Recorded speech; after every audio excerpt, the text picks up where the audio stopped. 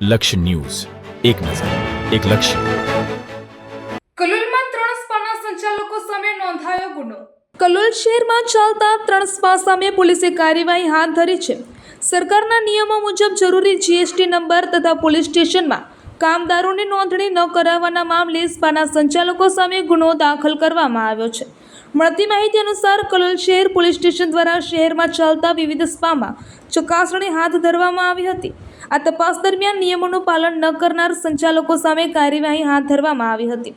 પોલીસે કલોલના સિલ્વર પ્લાઝામાં આવેલા ફ્લેમિંગો સ્પામાં તપાસ કરતા જાણવા મળ્યું હતું કે સ્પાના સંચાલક રાજેશભાઈ અમરસિંહ દરબારે પોલીસ સ્ટેશનમાં જરૂરી નોંધણી ન કરાવી હતી તેમજ જીએસટી હેઠળ રજીસ્ટ્રેશન પણ કરાવ્યું ન હતું, જેના પગલે પોલીસે તેમની સામે ગુનો દાખલ કર્યો છે.